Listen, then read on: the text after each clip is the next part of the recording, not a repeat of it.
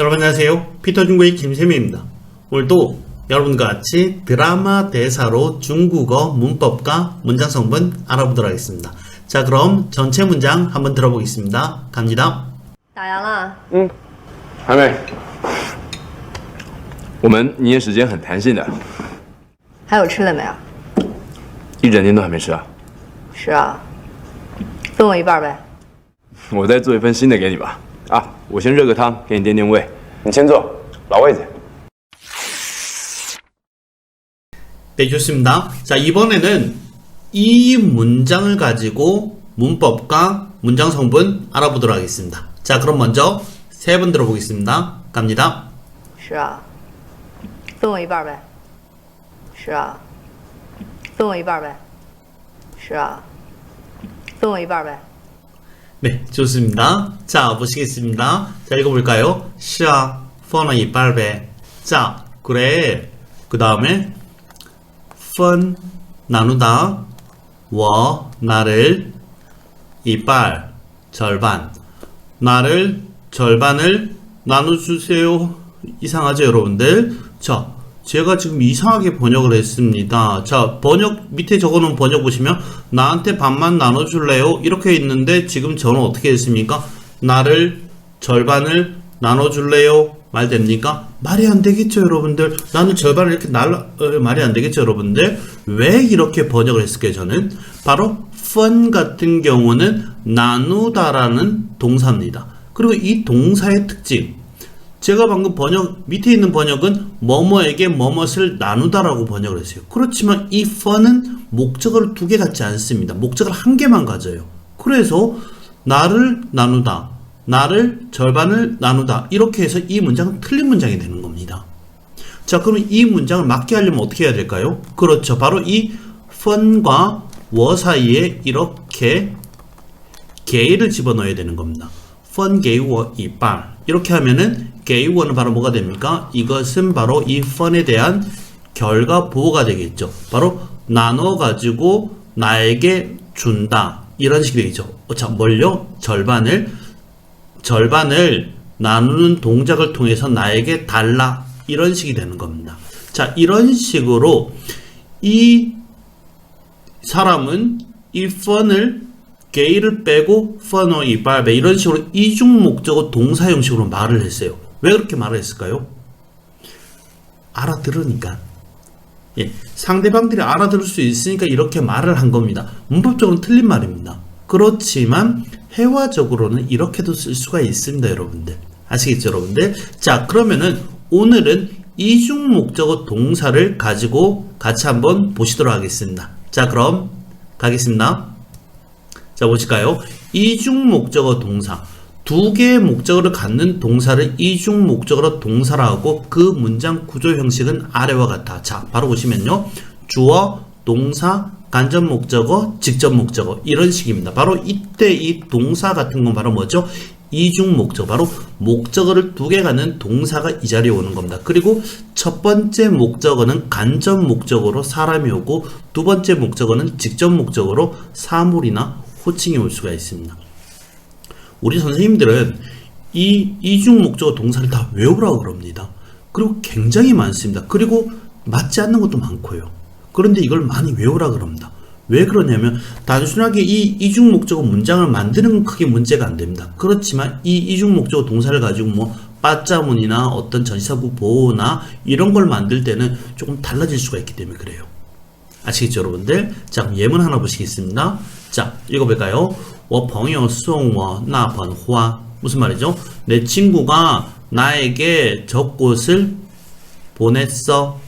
자, 이런 식으로 주어, 수러, 간접 목적어, 직접 목적어 이렇게 되는 겁니다. 그래서 친구가 나에게 젖꽃을 송 보냈다 이런 식으로 말을 할 수가 있는 겁니다. 가끔 보시면 우리는 이렇게 빠자문을 쓰는 경우가 있습니다. 빠자문을 쓸 때는 일반적으로 뭡니까? 이 직접 목적어가 요렇게 여기죠. 자, 바로 주어 수어 사이 바로 상어 위치에 오는 겁니다. 자, 그럼 이 빠자문 만든 거 한번 같이 보실까요? 자, 보시겠습니다. 읽어볼까요? 我朋友把那盆花送我了 이런 식으로 내 친구가 저 화분을, 저 꽃을 나에게 보냈어. 이렇게 되는 겁니다. 자, 보시면요. 우리는 빠자문 형태를 보실까요? 자, 보십시오. 주어, 빠, 직접 목적어, 동사, 간접 목적어. 자, 보시면요. 빠자문을 쓰게 되면은 동사 뒤에 뭐가 와야 됩니까? 그렇습니다. 바로 기타 성분이 옵니다. 바로 이렇게 이중 목적어 동사를 쓸 때는 이렇게 기타 성분이 바로 간접 목적어 자체가 기타 성분이 될 수가 있는 겁니다. 이해가십니까? 보실까요? 주어, 수러, 그 다음에 요건 빠자문이죠. 그리고 빠자문 안에 오는 이 목적어. 빠라는 건 뭡니까? 바로 전치사입니다. 전치사 뒤에는 뭐가 와야 되죠? 명사가 와야 됩니다. 근데 이때 오는 명사는 어떤 명사? 특정한 명사. 너도 알고 나도 아는 그 특정한 명사가 와야 되는 거예요.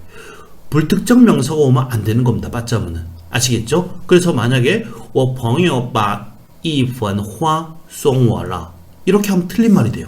一盆花 뭐죠? 꽃 하나를 화분 하나를 보냈다. 이렇게 하면 어떻게 됩니까? 틀린 말이 되는 거예요.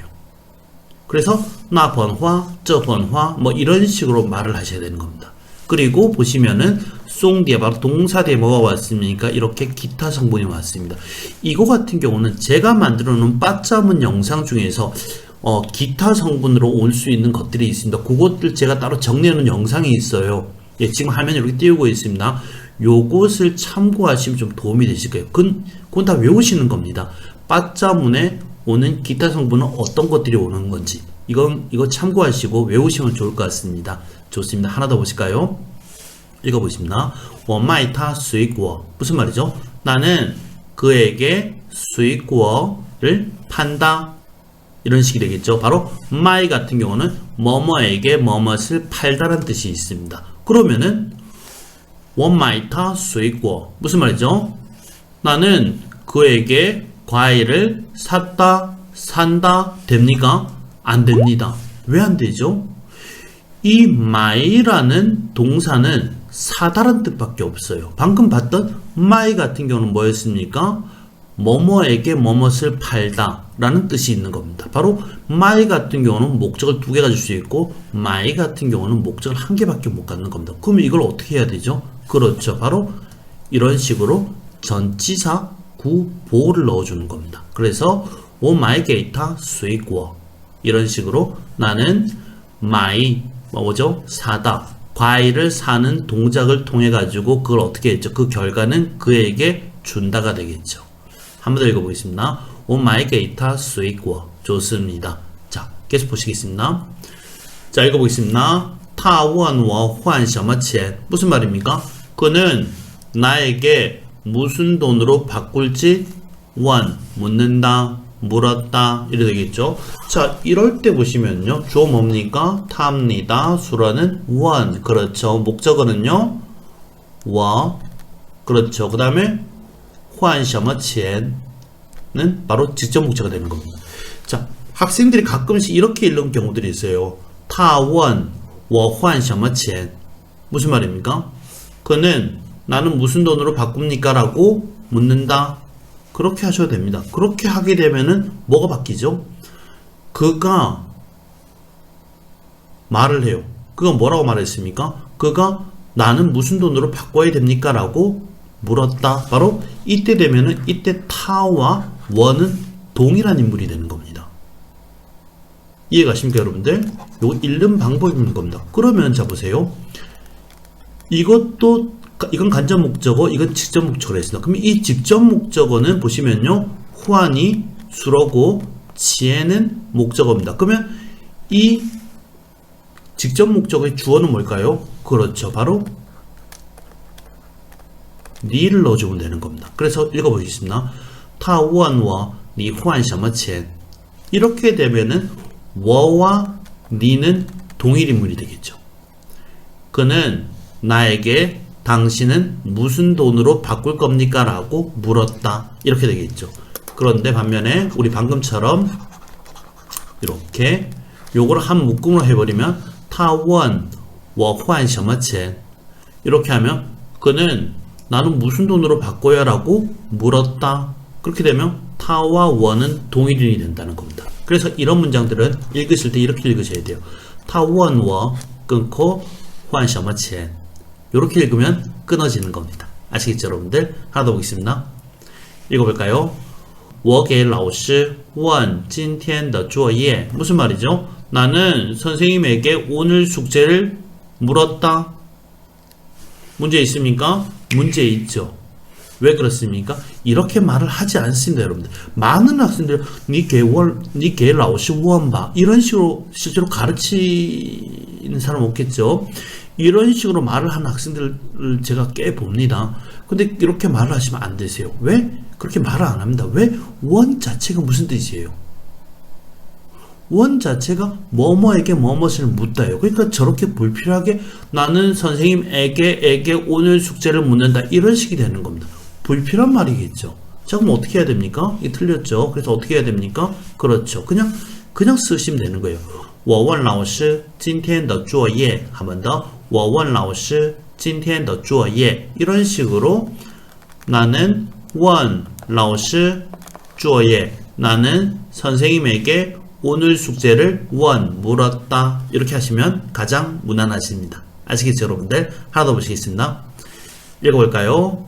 我还你钱 한 번 더 읽어볼까요? 我还你钱 무슨 말입니까? 나는 돌려준다. 너에게 钱 나는 너에게 돈을 돌려준다. 전혀 문제가 없습니다. 이런 식으로 후안 같은 경우는 뭐뭐에게 뭐뭇을 돌려주다라는 뜻이 있습니다. 그런데 이 후안 같은 경우는 좀 주의를 하셔야 돼요. 왜? 이런 상황에서 크게 주의할 건 없습니다. 그렇지만 뒤에 오는 명사에 따라가 좀 주의를 하셔야 되는 게 있습니다. 하나 보시겠습니다. 읽어보겠습니다. 我还欠款 무슨 말이죠? 나는 돌려준다. 뭘 돌려주죠? 欠款 빌린 돈을 돌려준다. 이런 식으로 크게 문제되는 문장이 아닙니다. 맞죠? 자, 한 번 더 읽어볼까요? 我还欠款 전혀 문제가 없습니다. 그런데 읽어보겠습니다. 我还欠款 무슨 말이죠? 나는 欠款 나는 돈을 빚진다. 还 나는 여전히 돈을 빚지고 있어. 자, 방금 봤을 때 이 치엔관은 바로 뭐였습니까? 빌린 돈이었습니다. 근데 지금은 치엔관 이러면서 바로 뭡니까? 이 치엔이 바로 뭐가 됐습니까? 수로가 됐습니다. 그렇게 이 앞에 이렇게 치엔이 수로가 돼버리면 이 방금 봤던 이 관은 바로 뭐가 됩니까? 부사로서 여전히 아직도 란 뜻으로 쓰이게 되는 겁니다. 자, 보십시오.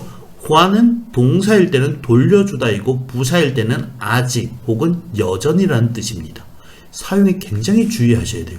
특히 여러분들 뭐 돈을 빌리고 갚고 하는 과정에서 이렇게 뭘 썼을 때 이런 것들이 나중에 법적으로도 크게 문제가 될 수 있고 법적으로 이게 해결 안 되는 경우들이 꽤 많습니다. 저게 어떻게 보기에 따라 가지고 달라지기 때문에 그렇습니다. 한 번 더 읽어보겠습니다. 자, 읽어볼까요? 我还欠款 한 번 더. 我还欠款 좋습니다. 하나 더 읽겠습니다. 我还欠款 한 번 더. 我还欠款 좋습니다. 자, 그러면 계속하겠습니다.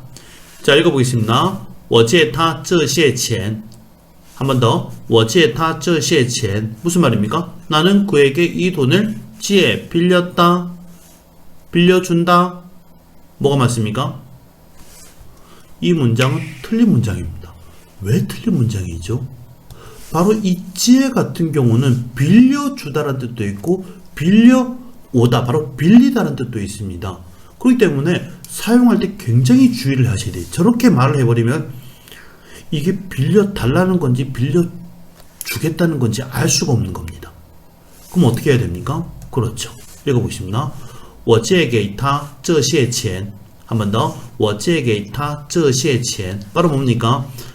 나는 빌리는 동작을 통해 뭘요? 이 돈을 빌리는 동작을 통해서 어떻게 했습니까? 게이타 그에게 줬다. 그래서 나는 그에게 이 돈을 빌려줬다가 되는 겁니다. 자, 그러면은 나는 그에게 이 돈을 빌려줬다가 아니고 빌려온다. 빌린다. 어떻게 할까요? 빌린다 하면은 요걸 이렇게 앞으로 보내면 될까요? 자, 보실까요? 我给他借这些钱 무슨 말입니까? 나는 빌리는 것을 뭘요? 이 돈을 빌려서 어떻게 했습니까? 게이타 그에게 빌려줬다, 빌려온다. 역시 이것도 명확하지가 않습니다. 이렇게 하면 나는 그에게 이 돈을 빌려준단지 빌려왔단지가 알 수가 없는 겁니다. 그래서 이런 것들은 어떻게 해야 되죠? 그렇죠. 바로 이렇게 전치사 시향을 쓰셔야 되는 겁니다. 읽어보겠습니다. 我向他借这些钱. 한 번 더. 我向他借这些钱. 혹은 이렇게도 할 수 있습니다. 읽어보겠습니다. 我跟他借这些钱. 한 번 더. 我跟他借这些钱. 요런 식으로도 할 수가 있습니다. 이 지혜 같은 경우는 굉장히 중요하고 여러분의 금전적인 손실을 만들 수 있으니까 이것들은 꼭 외우셔야 됩니다. 아시겠죠, 여러분들? 하나 더 붙이겠습니다. 자, 읽어볼까요? 你叫我买什么东西? 한 번 더. 你叫我买什么东西? 무슨 말입니까? 너는 나에게 买什么东西를 叫 부른다. 말이 됩니까? 안 되겠죠. 바로 뭡니까? 너는 나에게 무슨 물건을 사오라고 叫 시켰니? 이런 식이 되는 거예요. 이때는 바로 뭡니까? 이 문장은 자 다시 보겠습니다. 주어수로 목적 찾아볼까요? 주어 뭐죠? 닙니다. 수로는요? 叫겠죠. 목적어는 뭡니까? 워입니다. 여기까지는 이중 목적어하고 크게 차이가 없죠. 보시면요. 이렇게 주어, 수로, 목적어 전혀 문제가 없습니다. 그 다음에 다시 my 뭐죠? 수로겠죠. 똥씨는 목적어입니다.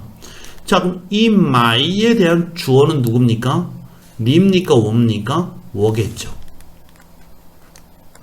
바로 뭡니까? 겸어문입니다. 바로 이런 형태의 문장. 찌아오 같은 경우는 뜻이 여러 개가 있습니다. 그 중에서 찌아오는 바로 뭡니까? 시키다라는 뜻도 있어요. 그래서 너는 나에게 무슨 물건을 사오라고 시켰니? 이런 식으로 번역할 수 있습니다. 하나 더 보실까요? 읽어보겠습니다. 我叫邻居家的狗东东. 한번 더 읽어보겠습니다. 我叫邻居家的狗东东. 무슨 말입니까? 나는 이웃집의 강아지를 똥똥이라고 찌어 부른다. 바로 뭡니까? 뭐뭐에게 뭐뭐라고 부르다라는 바로 뭡니까? 이중 목적어 동사가 되겠죠. 바로 이럴 때는 바로 뭐뭐에게 뭐뭐라고 부른다. 우리 아까 봤습니다. 처음에 오는 목적은 간접 목적으로서 뭐라 했죠? 사람이 온다. 지금 사람이 아니고 뭐 개가 왔지만요. 그 다음에 뭐가 옵니까? 바로 호칭, 사물이나 호칭이 올 수 있다고 했습니다. 그래서 직접 목적은 바로 뭐가 왔습니까? 호칭이 왔습니다. 한번 더 읽어보겠습니다. 我叫邻居家的狗东东. 좋습니다. 하나 더 보시겠습니다. 읽어볼까요? 我叫邻居家的狗咬了. 한 번 더. 我叫邻居家的狗咬了. 자, 보실까요? 나는 주어죠. 叫 수로입니까? 그 다음에 고 어디 갔나요? 목적어죠. 나는 이웃집 개를 부르고 야오 뭐죠? 물다란 뜻입니다. 이때는 바로 뭡니까? 이 짜오 같은 경우는 바로 전치사로 쓰입니다. 전치사로서 바로 피동문, 뭐뭐에게 뭐뭇을 당하다라는 피동문이 되는 겁니다. 그래서 나는 이웃집 개에게 야오, 야오는 물답니다. 근데 이 야오가 피동문이 되면 물렸다, 요런 식이 되는 겁니다. 한번 더 읽어보겠습니다. 我叫邻居家的狗咬了. 예, 아시겠죠, 여러분들? 바로 뭐냐면요, 이 찌아오는 뭐뭇을 뭐뭐라고 부르다라는 뜻도 있고 겸어문에서 시키다라는 뜻도 있습니다. 그리고 피동문에서는 뭐뭐에게 뭐뭇을 당하다라는 뜻도 있습니다. 바로 뭐냐면 첫 번째 문장, 두 번째 문장, 세 번째 문장은 비슷한 형식이지만 다 다릅니다. 첫 번째 문장은 바로 겸어문이 되고 두 번째 문장은 이중 목적어 문장이 되고 세 번째는 바로 뭡니까? 피동문이 되는 겁니다. 그래서 첫 번째 문장의 이 짜오 같은 경우는 사역동사가 되는 겁니다. 그리고 두 번째 문장에서의 저 찌아오 같은 경우는 이중 목적어 동사, 그 다음에 세 번째 문장에서의 저 찌아오는 바로 전치사가 되는 거예요. 이해가시죠, 여러분들? 자, 그럼 계속 하시겠습니다. 자, 이것은 학생들이 가끔 저한테 이렇게 물어보는 학생들이 있습니다. 개의명사, 바로 이것을 언제 상으로 쓰고 언제 보어로 쓰느냐, 이렇게 물어본 학생들이 있습니다. 그래서 간단하게 제가 정리해 드리겠습니다. 자, 보실까요? 다 그런 건 아닙니다. 그렇지만 대체적으로 이러니까 여기 형식에 맞추시면 되세요. 아시겠죠, 여러분들? 보시겠습니다. 읽어볼까요? 我给你买什么? 내가 너한테 뭐 사줄까? 그럼 어떻게 대답하죠? 我给你买什么? 그러면요, 你给我买一本书. 너 나한테 책 한 권 사줘. 하나 더 보시겠습니다. 我送给你什么? 그러면요, 你送给我那个文件. 내가 너한테 뭐 보낼까? 너 나한테 저 문건을 좀 보내줘. 바로 뭐냐면요, 보시면요, 주어, 수어, 목적어입니다. 이 게이는 전부 다 뭘로 쓰이고 있죠? 첫 번째 문장, 첫 번째, 두 번째 문장에서는 바로 뭡니까? 상으로 쓰이고 있고, 그 다음 문장에서는 결과 보어로 쓰이고 있습니다. 언제 상으로 쓰고 언제 결과 보어로 쓰느냐, 상대방이 어떻게 물었냐에 따라 가지고 내가 어떻게 대답하면 되는 겁니다. 상대방이 상으로 물었으면 나는 상으로 대답하고, 상대방이 결과 보어로 물었으면 나는 결과 보어로 대답하면 되는 겁니다. 별 차이는 없습니다. 아시겠죠, 여러분들? 한 번 더 읽어보겠습니다. 지워서 읽어볼까요? 자, 읽어보겠습니다. 我给你买什么? 你给我买一本书. 我送给你什么? 你送给我那个文件. 좋습니다. 자, 그러면 세 번 들어보겠습니다. 是啊，分我一半呗。是啊，分我一半呗。是啊，分我一半呗。 네, 좋습니다. 오늘 이렇게 수업을 마치도록 하겠습니다. 그리고 이어지는 순서로 꼴하우스의 문장 읽기가 있습니다. 여러분들 같이 세 번씩 크게 따라 읽으시면 굉장히 도움이 되실 것 같습니다. 자, 그럼 수고하셨습니다. 再见。我朋友送我那盆花。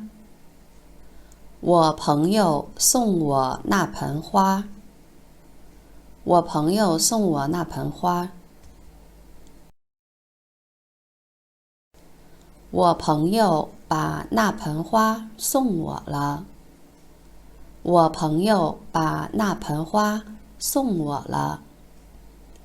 我朋友把那盆花送我了。我卖他水果。我卖他水果。我卖他水果。我买给他水果。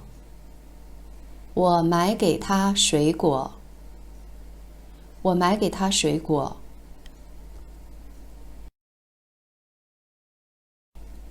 他问我换什么钱。他问我换什么钱。他问我换什么钱。我问老师今天的作业。我问老师今天的作业。我问老师今天的作业。我还你钱。我还你钱。我还你钱。我还欠款。我还欠款。我还欠款。我还欠款。我还欠款。我还欠款。我借给他这些钱。我借给他这些钱。我借给他这些钱。我向他借这些钱。我向他借这些钱。我向他借这些钱。我跟他借这些钱。我跟他借这些钱。我跟他借这些钱。你叫我买什么东西？你叫我买什么东西？你叫我买什么东西？我叫邻居家的狗东东。我叫邻居家的狗东东。我叫邻居家的狗东东。我叫邻居家的狗咬了。我叫邻居家的狗咬了。我叫邻居家的狗咬了。我给你买什么？我给你买什么？我给你买什么？你给我买一本书。你给我买一本书。你给我买一本书。我送给你什么？我送给你什么？我送给你什么？你送给我那个文件。你送给我那个文件。你送给我那个文件。